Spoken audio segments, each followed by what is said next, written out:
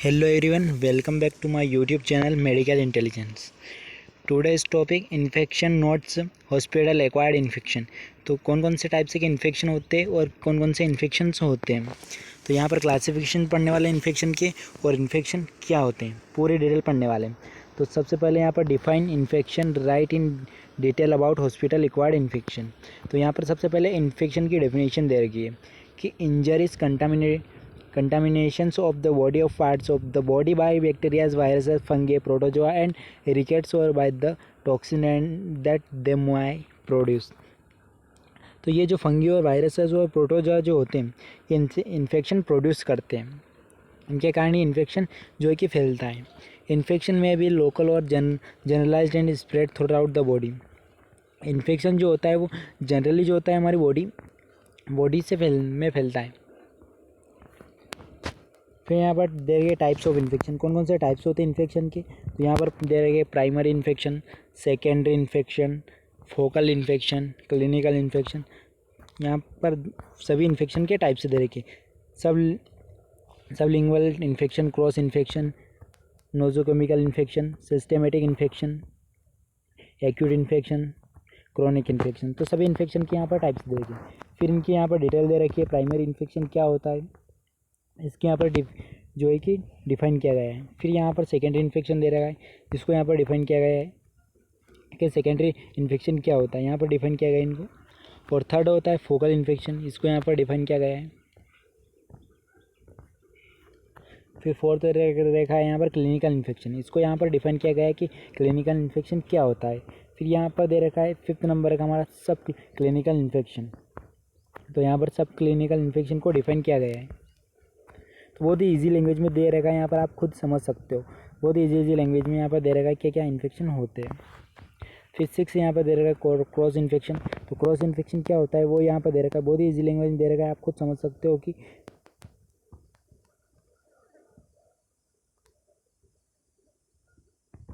यानी कि cross infection जो होता है होस्ट के ज़रिए फैलता है, यानी कि एक पर्सन से दूसरे पर्सन से फैलता है। यानी कि कोई समझ लीजिए कोई स्टाफ हुआ, अगर उसने जो इन्फेक्टेड पेशेंट है उसकी नीडल अगर दूसरे पेशेंट को यूज़ कर दी गया गलती से, फिर बिना ग्लव्स वियर के दूसरे पेशेंट को टच करा, तो उससे क्या है कि एक पेशेंट जो दूसरे पेशेंट के ज़रिए जो है कि स्टाफ के ज़रिए फैलेगा, तो उसे क्रॉस इन्फेक्शन कहते हैं। तो यहाँ पर ऐसे ही बहुत ही ईजी लैंग्वेज में यहाँ पर जो है कि डिफाइन किया गया है, आप खुद समझ सकते हो। फिर यहाँ पर नोजोकोमिकल इन्फेक्शन दे रहेगा, ऐसे बहुत सारे यहाँ पर इन्फेक्शन को डिफाइन किया गया है। सिस्टमेटिक इन्फेक्शन दे रहेगा यहाँ पर। फिर यहाँ पर दे रखा है एक्यूट इन्फेक्शन, एक्यूट इन्फेक्शन को भी डिफाइन किया गया है यहाँ पर। फिर क्रोनिक इन्फेक्शन को भी यहाँ पर डिफाइन किया गया है। फिर यहाँ पर हॉस्पिटल एक्वायर्ड इन्फेक्शन दे रहेगा, क्या है हॉस्पिटल एक्वायर्ड इन्फेक्शन, किस प्रकार से जो होता है वो इन्फेक्ट करता है।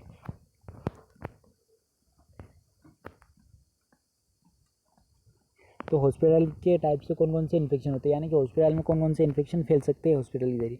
तो यहाँ पर जो कॉमन सभी में देखने को मिलता है कि यूरिनरी ट्रैक्ट इन्फेक्शन, जिसे यूटीआई भी कहते हैं, यूरिनरी ट्रैक्ट इन्फेक्शन, जो कि अप्रोक्सीमेटली 40% जो होता है वो हॉस्पिटल में देखने को मिलता है यूटीआई इन्फेक्शन।